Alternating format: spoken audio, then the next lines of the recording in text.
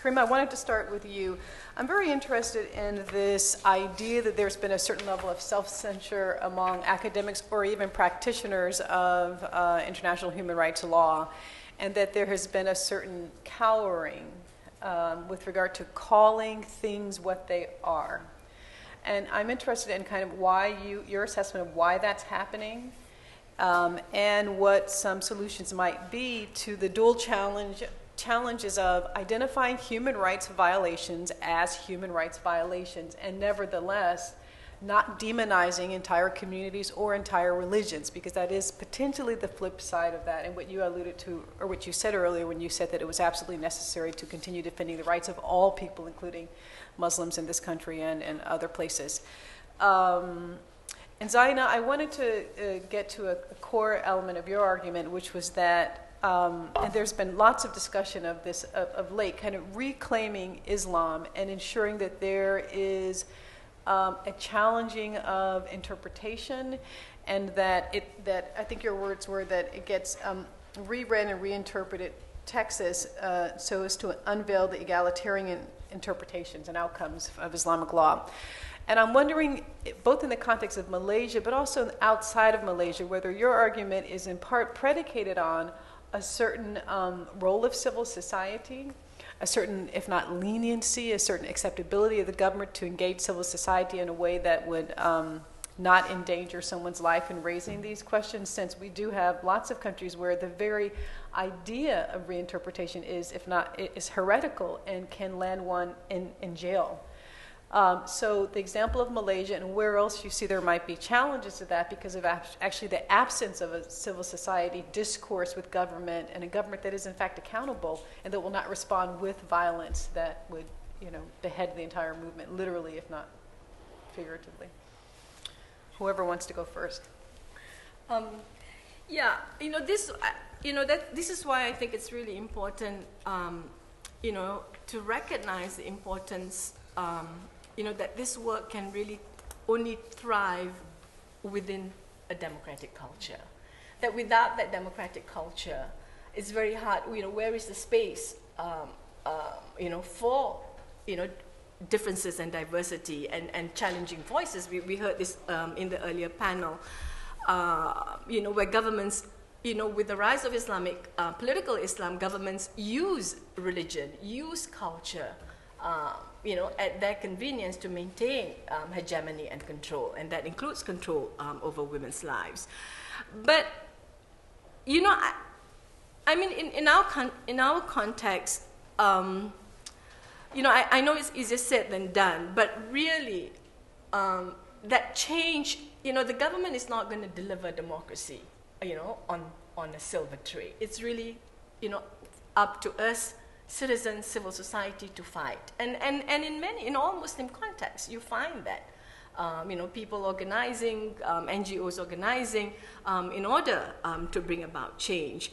And you have to take risks. When we decided to do this, everybody, says that, well, you're very courageous to do this, but courage was really not an issue. It's really outrage. That was, the outrage that, because we've been brought up in Malaysia, Muslims, we go to religious, and I go to regular school, but I also go to religious school.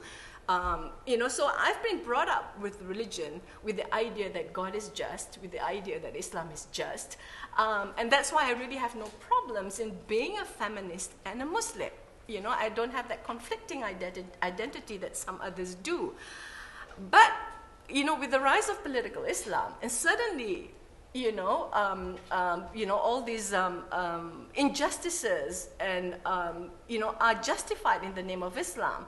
And in order to silence women's demand for change, women's demands for equality and justice, then you have to take that risk, in deciding that in order to bring, in a society where religion is a source of law and public policy, in a society where religion plays an important role in the lives of women, and in a society where women are discriminated against and Islam is used, to justify that, then it is important to begin to open up that space to engage with the religion. And you have to take risk, we've been in this work for 20 years and we still get police reports lodged against us, attempts to silence us, court cases against us.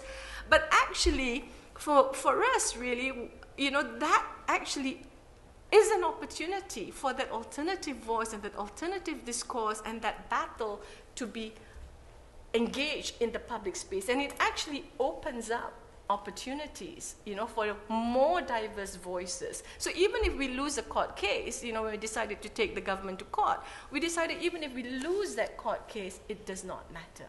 Because then the arguments is about getting the arguments on freedom of expression, on diversity and differences, out there in the public space, in particular to educate the Muslim public constituency that there are differences within Islam. And that the decision that the government takes is a political decision, which interpretation, which understanding of Islam that it wants to take as a public policy and a public position. It is not an Islamic divine position, but it is a political position. And that is what we're trying to engage in the public space, to realize that this is a political project, that knowledge is human constructed, is not divine, and therefore, necessarily, it has to change with changing times. So thank you for asking me that question, which gives me a chance to say a few of the things that I didn't get to. Why do I think there is what I argue to be a certain silence among sort of human rights academics about this topic at the moment? Just to give you an example of the kind of silence that I mean, if you look at the sort of output of international human rights lawyers in recent years, you will find a huge amount of completely justified critique of the conduct of what I guess we now have to call the phenomenon formerly known as the War on Terror. But what you will not find is sort of the analysis of the quote-unquote other side of that quote-unquote war. And I have been left wondering how useful our critique of a response to a phenomenon that we're not analyzing ultimately is going to be. I think there are a number of reasons for this. One I already mentioned. I think it has to do with our nervousness about universality and decreasing confidence in universality. I think there's been some justified critique of hegemony masquerading as universality, but I think the response to that ought to be really to reclaim a vigorous, truly universal universality rather than sort of throwing it out the window. I also think that it's about the very thin discourses of victimhood that we have tended to have in human rights, where we like to have pure, innocent victims. And we struggle with people who may be in one context victims and in another context perhaps perpetrators. And I think this came up around some of the terrible abuses that were committed against people, either who were in fact Muslim fundamentalists or who were sort of wrongly suspected of being, and the way in which those people were defended. And I think it's not just human rights theory, it's also human rights practice. So if you look at some of the biggest controversies recently in the human rights world, one had to do with Amnesty International recently firing the head of its gender unit, who's a very prominent Indian feminist, Geeta Sahgal, for whom I have a lot of respect. And Geeta got fired because she publicly criticized the organization for its overly close relationship to a former Guantanamo detainee of British nationality named Muazzam Beg. Now, Geeta Sahgal was the first one to say that when Mr. Beg was being arbitrarily detained by the United States authorities in Guantanamo, and he alleges that he was tortured, that Amnesty International was absolutely right to defend his rights. The problem was when he got out of detention and came back to Britain, he became a huge human rights celebrity in a narrative which completely disappeared his own track record of being in and out of jihadi training camps, of working in the milieu of extremist bookshops in England, which are the organizing forum for jihadi movements there. And he was invited actually to keynote an Amnesty International annual general meeting, and it said in the program, I consider myself left-wing on equality, but conservative on family values.